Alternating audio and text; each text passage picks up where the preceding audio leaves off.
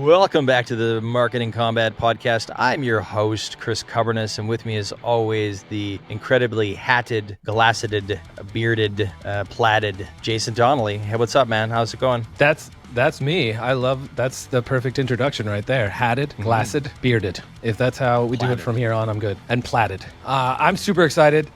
There is a new chat around social media these days, and I'm going to start by saying I think it's ridiculous and then dive into the actual chat. The question, are warning labels on social media the answer to social media addiction, to helping kids get off social media? Kind of like the way they put warning labels on cigarettes. And here it is. Here's the end-all reason that this doesn't make any sense. This is a quote off the top of my head from Dennis Leary, his stand-up from a while back. He said, talking about cigarettes, that you could make the packs black, put a skull on the front, and call them cancer, and people would be lined up around the block. People are addicted to the thing. If you put anything, everybody knows cigarettes are bad. Everybody knows social media is bad. We talk about it constantly across every news platform on the planet, including the platforms themselves. No, there's a warning label is not going to say to anyone at any age, like, oh,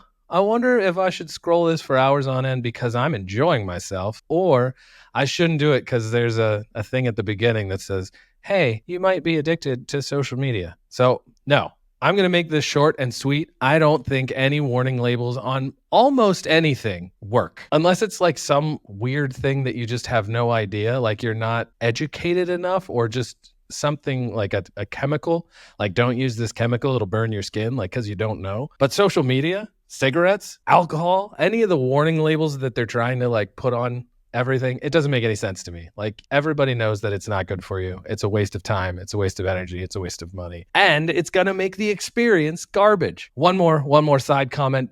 If you all saw Ready Player One, Ready Player Two, whichever one it's supposed to be called, when they're talking about putting ads everywhere and like 80% of your screen is covered in ads, that's what I feel that they're going to do with social media. So eventually it's just going to be 50% of your screen on your phone or your laptop or your iPad or whatever is like a black bar that says social media is addictive, or social media causes boredom. I don't know, whatever the thing is. I think it's going to make the entire experience horrible. I think it's not going to work, and I don't think it's a good idea. Chris, tell me why I'm wrong. You are absolutely wrong. I always start like that. I love it. Every time you say that. You're absolutely wrong. You're incredibly wrong. I'm going to start off by first agreeing with you and then disagreeing with you. I agree that warning labels in itself probably are not going to help that much, but there's a knock-on effect of this, and there is a cultural change that happens. So what I'm going to talk about, so I'm going to tackle this from a kind of a comparison standpoint. So cigarettes, the warning labels on cigarettes have changed the experience of cigarettes. The colorful packaging, the addictive qualities of also like holding that pack and, seeing your brand and being attached to that brand have diminished, right? So Marlboro used to have a certain look, and and cigarettes were attractive from that standpoint. And then the labels came in. Yeah. So they had nice designs, and packaging matters. Like, we're in marketing, we're in advertising. We understand that good packaging actually does contribute to additional purchases. I found this out when buying cigars in Canada a few months ago, because in Europe here and also in other places, it only carries a warning symbol on like the big packs or like the boxes. It doesn't have it on the labels. What they did is they actually, when you go into the cigar shop, they have blank labels. So you can't see the fancy ornate labels that the cigar manufacturers have made. And it actually prevented me from buying more and actually developing an emotional attachment to that cigar, because I'm like, I don't know which one this is and what is it. And I had a little bit of a hard time managing that. The same goes for social media. If they're putting warning labels on it, it diminishes the experience, which is the point. If you want to reduce the addiction, if you want to reduce the great experience, the dopamine hit, the connection, the brand connection, the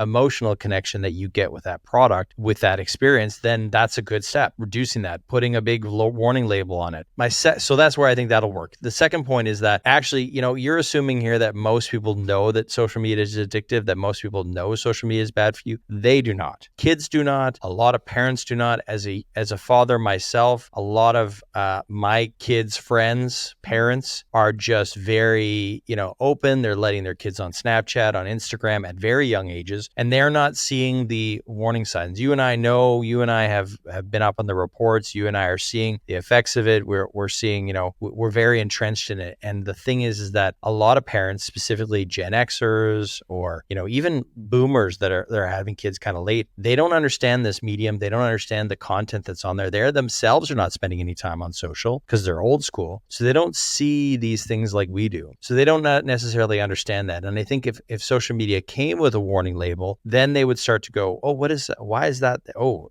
is that true? Does it actually cause that mental health issue?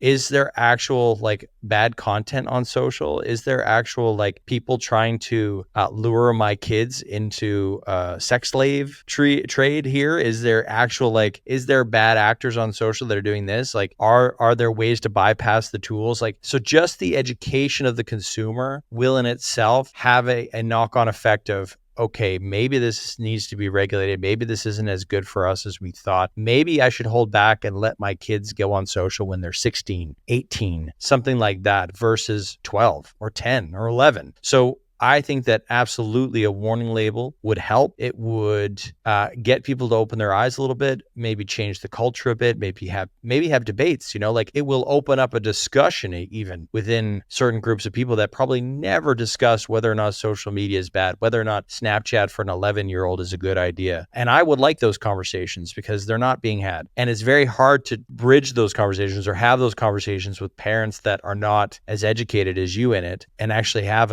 a good dialogue about why we shouldn't necessarily allow this, because peer pressure is a mother. And if your 11-year-old is, in a class where everybody else has Snapchat, everyone else has Instagram, it's very hard to argue for why that kid shouldn't have it. And if we had more parents that were a little bit more aware because of the warning labels, we would have a better time, an easier time of mitigating the risks here of this platform, of this social media world, because of just simply the awareness. And that's what I think the labels can do. And I actually kind of advocate for it. Well, I think that was a beautiful rebuttal. And I would love to hear everybody who's listening what you think. Do you think that warning labels on social media are a complete waste of time? Or Chris's incredible point, do you think that social media labels that say that it's scary and bad for you will help society, help kids, help parents understand what's going on? Tell us in the comments, give us a rating, and we'll see you tomorrow. Thanks for listening. See you guys.